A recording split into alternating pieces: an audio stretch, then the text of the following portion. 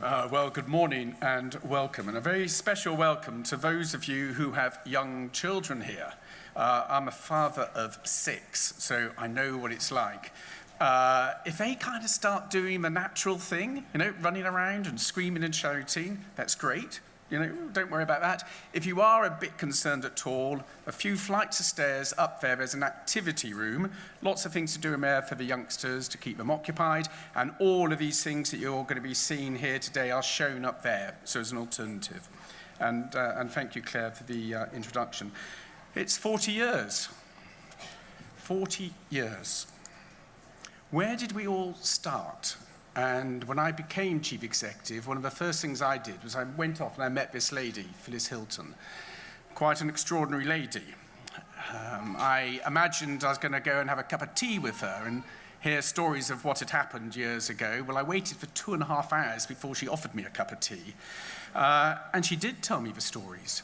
And she told me that story, the knock on the door.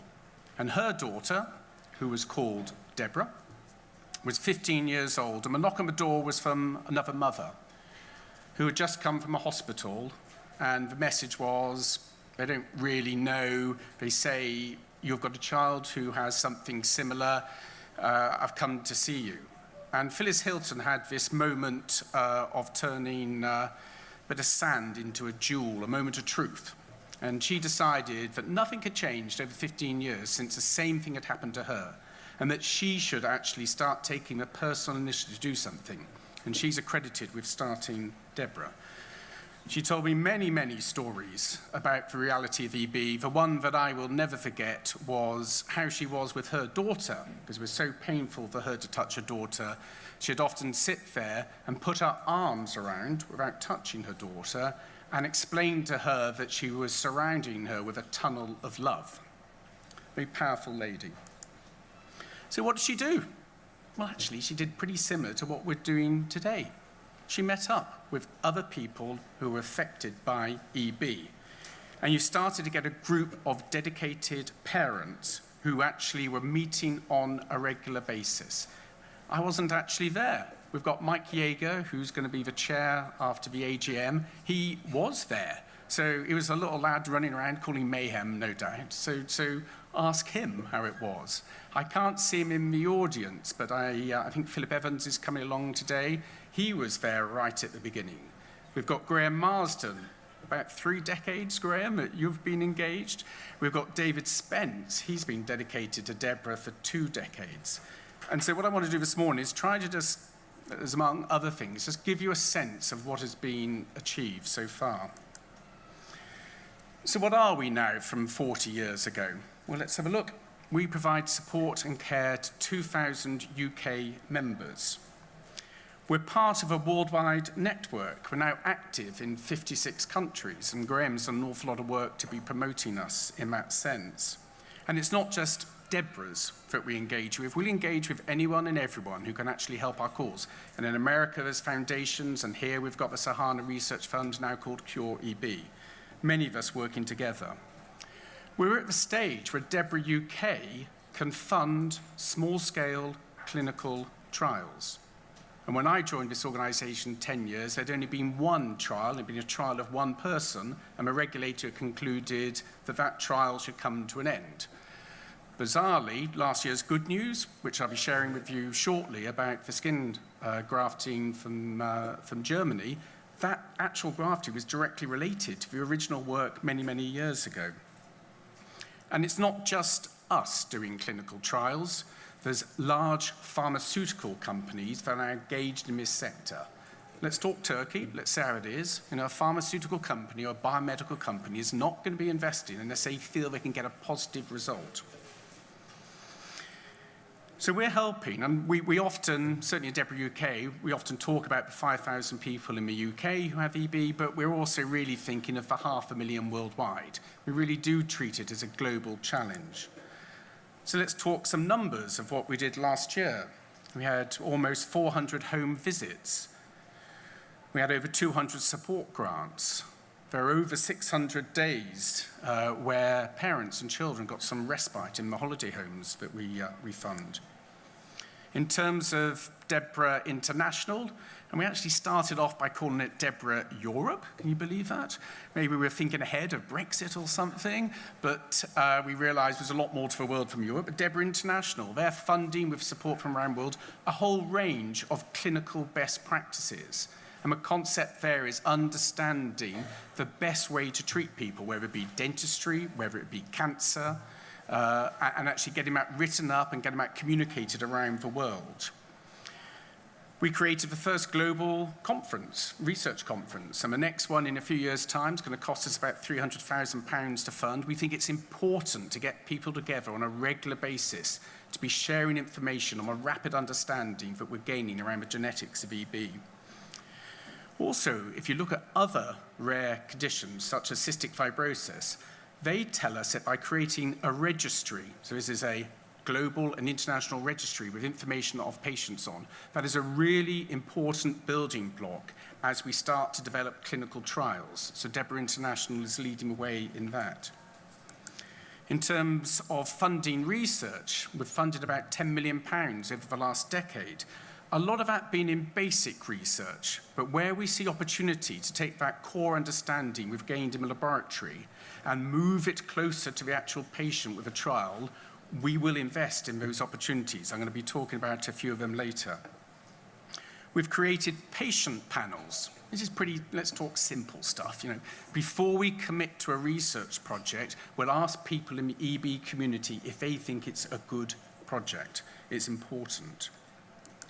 In terms of the pharmaceutical companies, well, over $500 million.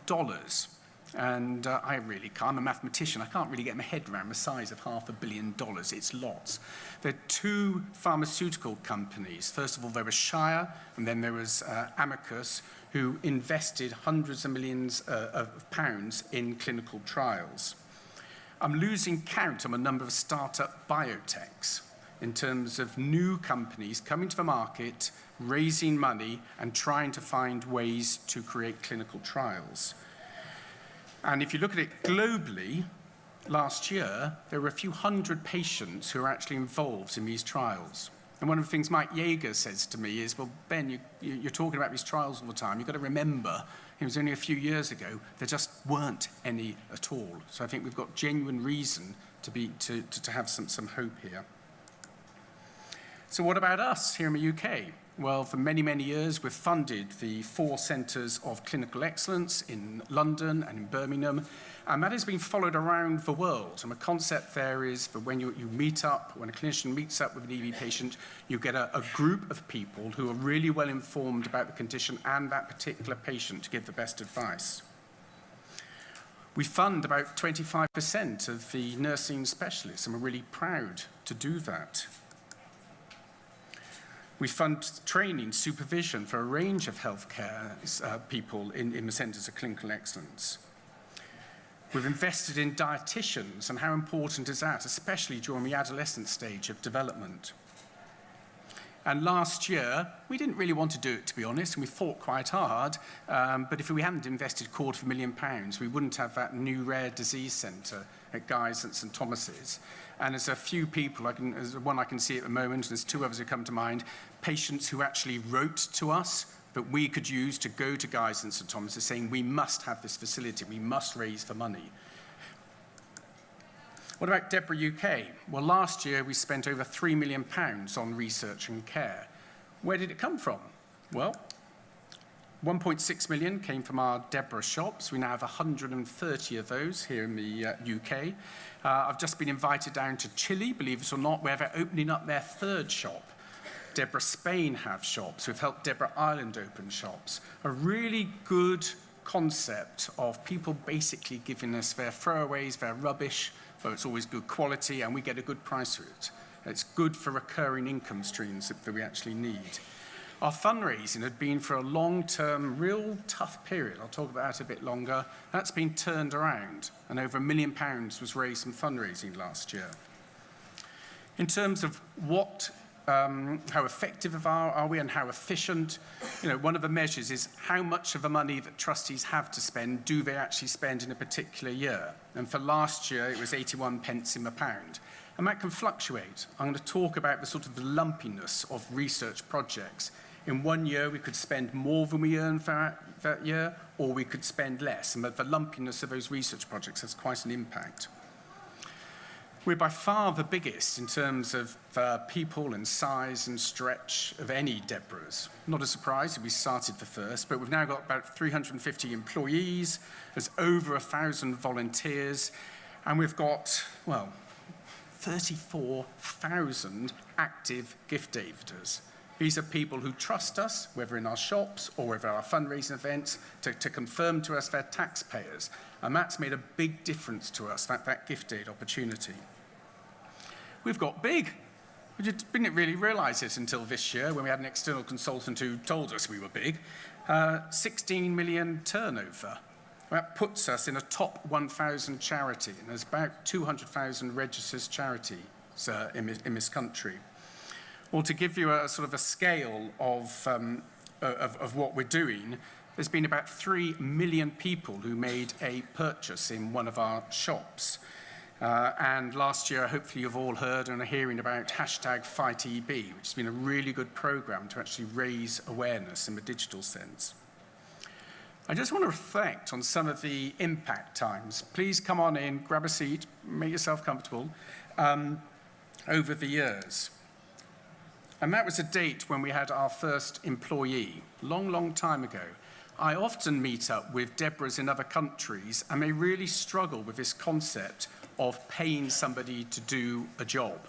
But it's the organizations that do that in this country and abroad where you start to build capability, where they start to take over some of the jobs that the founders did when we created the charities. Big event in 1987. There was a £500,000 that was raised from a BBC Lifeline appeal. In those days, well, I remember them, there were 4 TV channels. Now I just lose count, never mind Netflix. But that opportunity with Lifeline, big opportunity for us, and we capitalized it. Even though those Lifeline appeals continue, they get smaller and smaller every year, we have to find new ways to actually raise money.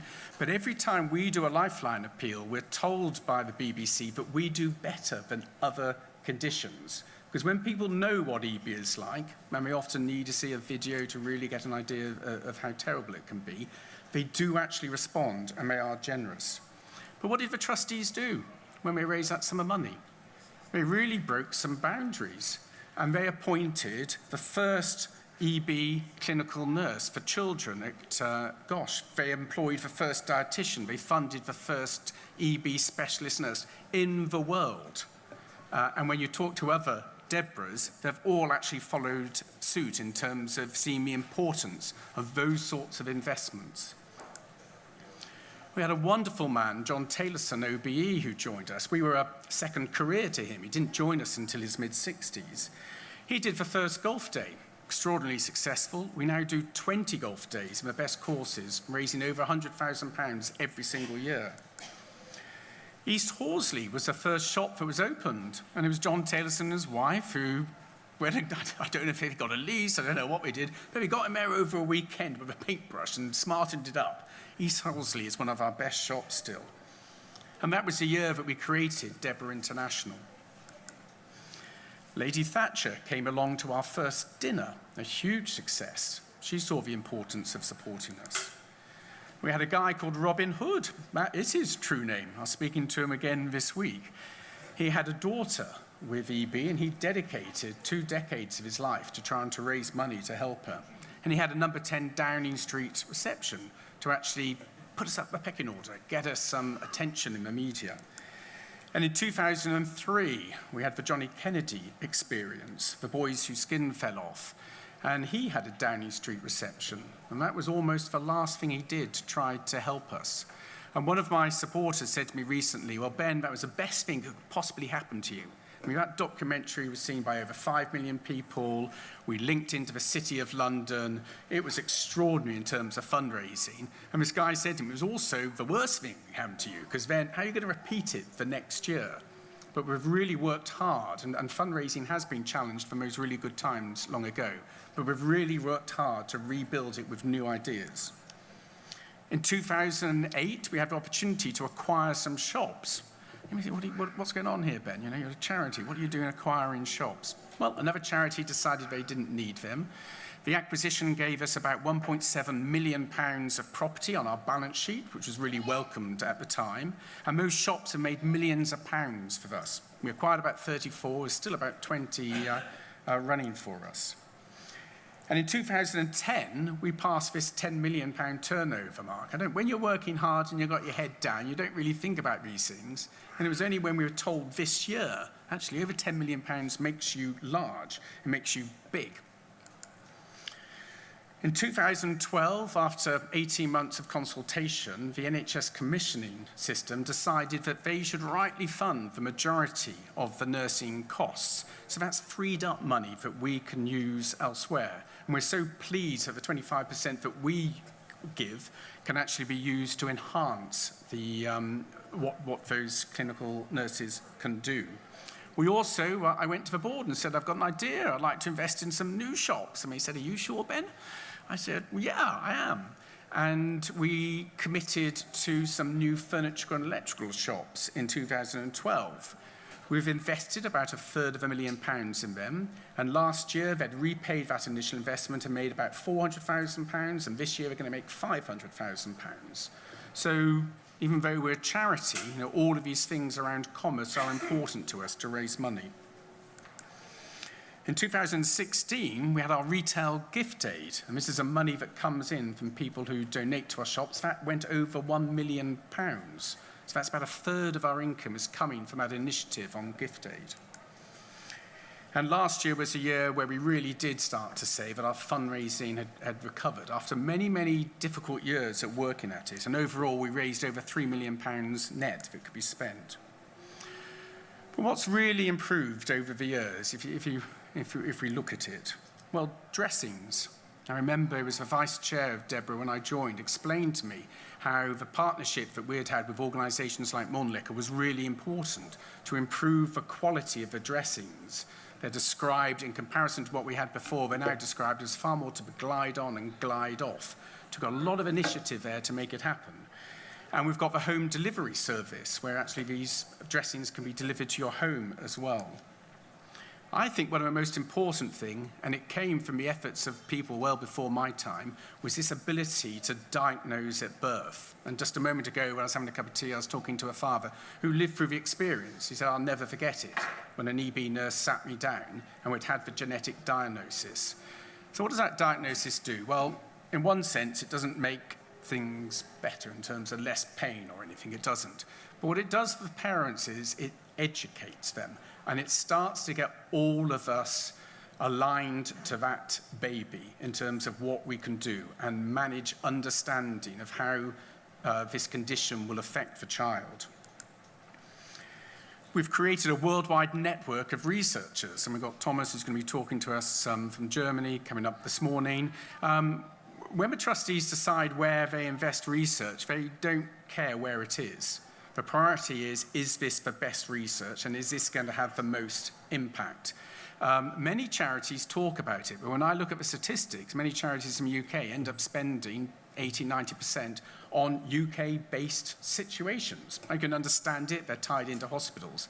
The mantra of the trustees is different. You know, we need to find the best research wherever it is. It was in 1992 that the first gene was actually identified. The first conference funded by us happened just before the year 2000. And in 2020, we're making a big commitment to have the next big global EB conference in London. The centres of clinical excellence are really important, and we will always be committed to them. Specialist nurses, dietitians, podiatrists, and one of the things that struck me when I was asking what has actually changed was the gastrostomy surgery. You know, that is an important step forward to be actually getting calories and energy, especially into an adolescent's body when they're growing. And in 2017, we opened the Rare Disease Centre. And for a country like the UK, it was actually quite shocking to understand that even in the centre of London, the actual physical availability of the service was very, very poor. You know, we had people in the community who was describing it as almost Victorian in terms of no privacy. And the dressings were never in the right place, and it was really difficult to find a room.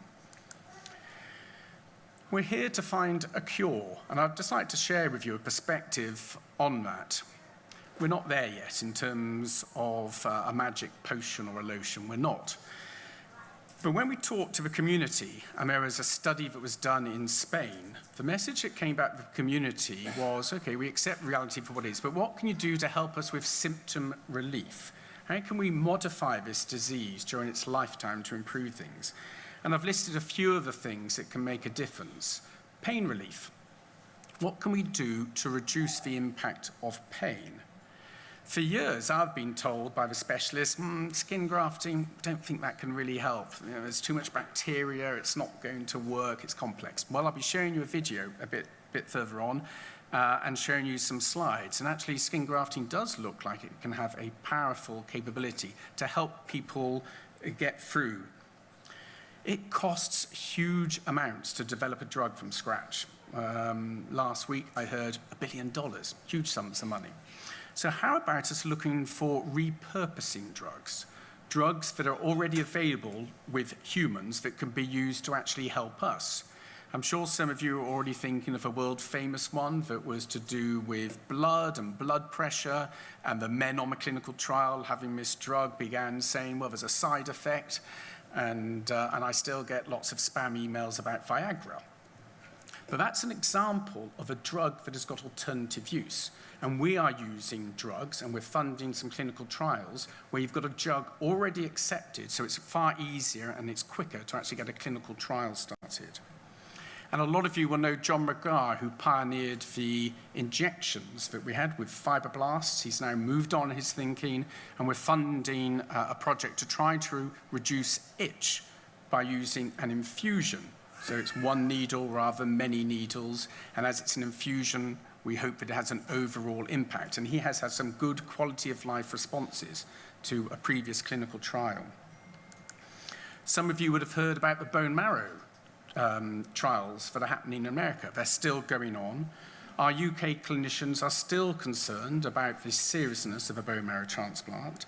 But the concept is you have a sibling donor with bone marrow, and those cells are introduced into the EB patient. We've also got the concept of taking skin from your own body, the skin biopsy. It's always the fibroblasts and the keratinocytes that are referred to, editing and modifying those cells, and then reintroducing them back to the body. So you've got two concepts there of sibling cells. You've got another concept of taking our own cells and modifying them. And when you talk to the researchers, it gets pretty complicated pretty quickly. There's even a third wave that we were considering a few years ago called Recombinant Collagen 7. Can we create collagen 7, which is the important protein to keep the skin layers fixed? Can we create it in a laboratory and introduce it to the body? Unfortunately, the clinical trial that I was involved in, it was the Shire trial, found that there was toxicity in an animal model, so that came to a halt at that stage. But we're now hearing that another company has actually bought all the intellectual property rights and what Shire learned. They've bought it because they believe that they can approach the problem in a different way. So there could be another way there of actually introducing collagen 7 into the skin. I talked about skin graft, and Caroline Collins is going to be up here in a moment. She was sharing with me about 18 months ago the work that was going on at Stanford University in America. And I do want to emphasize, again, the importance of us really being connected internationally. You know, it would be no point us funding work that has been done elsewhere. And whenever you do a trial or whenever you do some basic research, you learn something that needs to be shared with others so that they don't reproduce it. But you've got some images there of some small-scale skin transplants that happened at Stanford. They identified 6 wounds per patient, so 24 wounds in all. A lot of these trials are about efficacy. We're looking at safety elements. They did do biopsies to do measurement of increasing collagen 7, and they're trying to assess for wound improvement and reduction in itch. But the results they reported, there was 21 out of those 24 wounds where they saw really significant improvement in the skin from those skin grafts. And if the technology works for me, and I'd like to share, after this slide, the video that hopefully many of you saw, because it became worldwide news last year, of the German boy who had the very large-scale skin graft. But just to give you an idea of the science behind what happened last year, and this was a follow-on from a trial of one person, it's got to be about 12 years ago, where a small piece of skin was taken from a man's arm, it was genetically edited, it was grafted onto his leg, and dermatologists even today talk about that piece of skin on a boy's leg from this gene editing being the most fondled piece of skin in Europe, because it is firm and that particular small piece of skin held good. Last year, that was repeated because it was an emergency situation and special approval was given for a German boy. And what happened was a piece of skin was taken from this boy. It was genetically edited. It was created into sheets of skin. And believe it or not, over 3 operations, 80% of the boy's skin was grafted onto. Very, very significant procedure. He had a medical coma induced for 2 months at the end of the procedure because it was such an extreme situation. And if the technology works, I'd just like to share with you that video clip. I got goosebumps when I heard this. It was just incredible.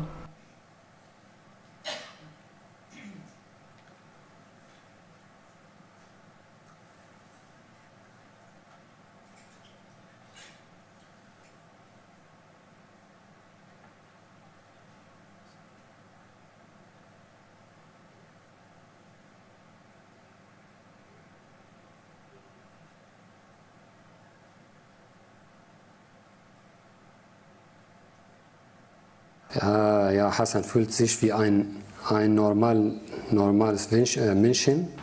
Er spielt, er ist aktiv und er will immer, oder er mag das Leben, nicht wie vorher.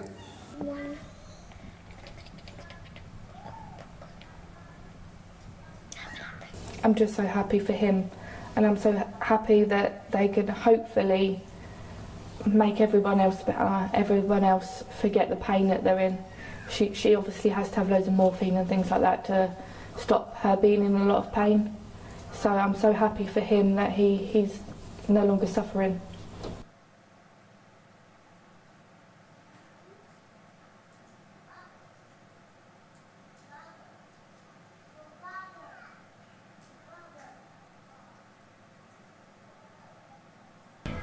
I got goosebumps when I heard this. It was just incredible, really. Very, very exciting. So I think today this treatment is not available and it's not going to be available in the next few months, but this is a massive advance in research and it's also going to give us hope to be able to go forward with gene therapy and cell therapy for these patients and for all our patients in the world. Okay, and last week I was hearing that there's another clinical trial starting in Paris in the next few months. It's still got a few more regulatory hurdles to get over, where they need €500,000, and it's going to be 3 adult patients, smaller scale grafting, and hopefully extending out the nature of EB that could be treated. That boy had a version of junctional EB. In terms of 2017, what impact? Again, it is so important to us to be supporting the NHS with nursing podiatry work. We have a number of basic research projects that we're actually running, and we're funding new clinical trials, and there's 3 that I'd like to sort of just talk about. The first one is cancer, and I talked earlier about repositioning a drug. Well, there's a drug called rigosertib, that's been found to be useful in other clinical trials. And the concept of rigosertib is it can slow down the spread of cancer when it's established. And that's been proven in the animal model. And there's a clinical trial that is starting that we're funding, the rigosertib cancer trial. One of the things we're often told about is itch. And we know EB itch is not like itch you get when you've had a stinging nettle or something. This is severe levels of itch or pruritus that cause a great deal of pain.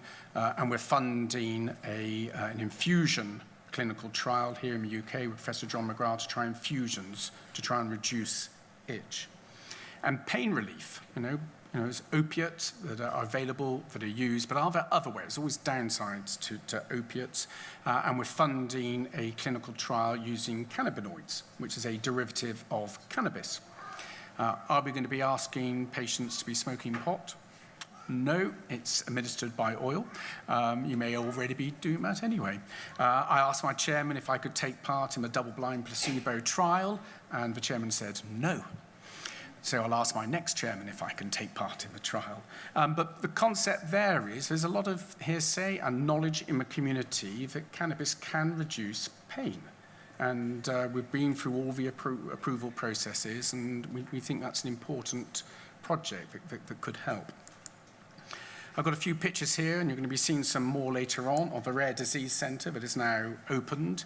If it wasn't for our fundraising shop efforts, we wouldn't have had that £250,000.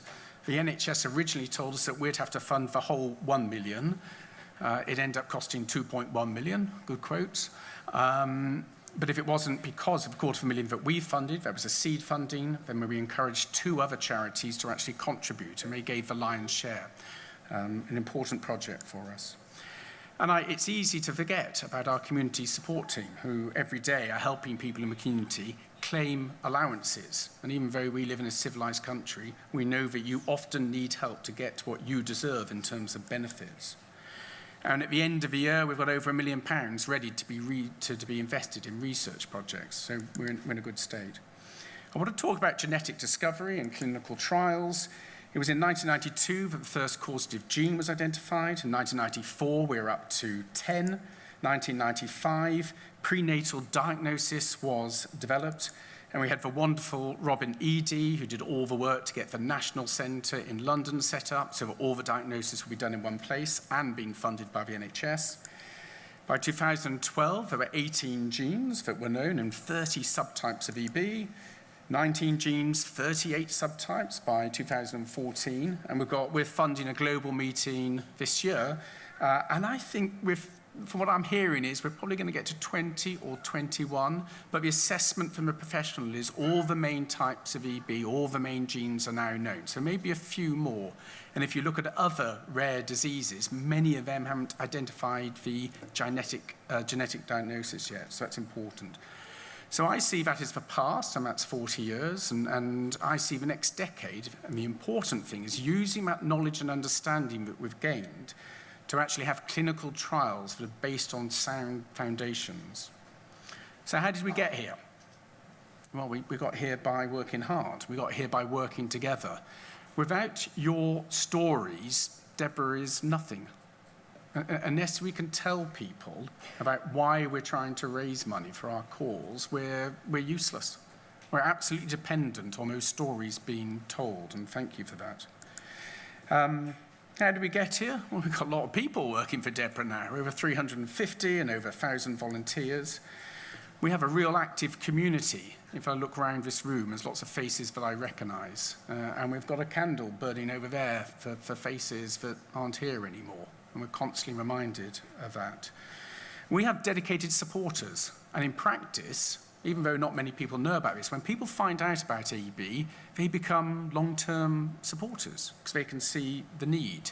And we have many events where people who don't have EB are actually shown videos, or members of a community would talk to them, and they are very generous in terms of giving money, buying auction gifts, playing golf. And these things are the bedrock. It's with money that we can actually do things. And I've got some pictures there from the last year of a range of activities. How did we get here? Well, when I joined, we were very dependent on a few number of wealthy people in the City of London. And I remember it was Michael Portillo, who was the president at the time, said, well, can you try and de-risk this, Ben, and get more people engaged? Well, we've got over 140,000 people who've been gift aiders over the last 5-6 years, and 34,000 active last year. So getting lots of people to help us makes it easier. We're now a top 1% charity in terms of size in this country. We serve over 2,000 people.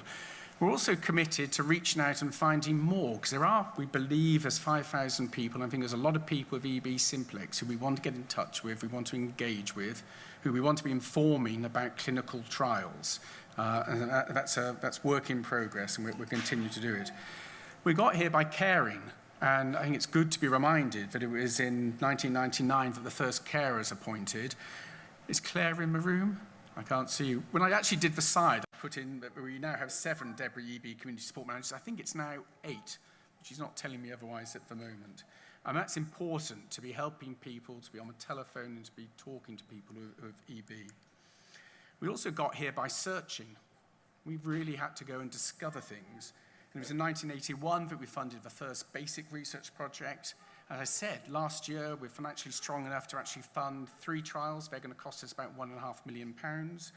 And that's all about trying to reduce symptoms, reduce itch, reduce pain. If somebody gets diagnosed with a cancer, can we find a drug that will delay the development? And I said, we're not on our own. You know, it is important, and we work in partnership with pharmaceutical companies. In fact, Caroline Collins was involved with Merrett Pharmaceutical, which is the only UK company that we know about. It's nearly always the Americans who are investing lots, which is great. But she was involved in a presentation with the analysts that raised over £10 million in about an hour. So we need to think of clever ways of actually getting more money to be committed to the cause. But we got here by never giving up. You just never give up with something like this. And Phyllis Hilton worked tirelessly to actually make a difference. You know, her daughter had a low level of care. Her clinicians didn't understand the condition, and things have improved a great deal. What have we really achieved? Well, there's that gentleman there, if my pointer works. See him there? When you're climbing up a mountain, it is good every now and again to stop and breathe some oxygen and look back and see how far you've come. And what have we really achieved? Well, we now know more about EB than ever before. Potential therapies are coming to the human clinical trial stage for the first time. I often say it when I meet my colleagues abroad and may confirm it. The EB care in this country is the best in the world. And the awareness of EB is higher than it's ever been before. There's always a lot more to be done, but I think it's good every now and then to look back and see what's been achieved with you over the last 40 years. We've been trying to reduce pain, ending isolation, helping with bereavement, and we help too often. Trying to improve the quality of life for thousands of people. They say it's rare, but actually there's a lot of people who've got EB, and then there's their families and their friends who are impacted. And we're going to carry on until we achieve our vision. Nothing's going to stop us. And our vision is of a world where nobody suffers from EB. So #FightEB, that's our mission. And we will never, ever stop fighting. Thank you.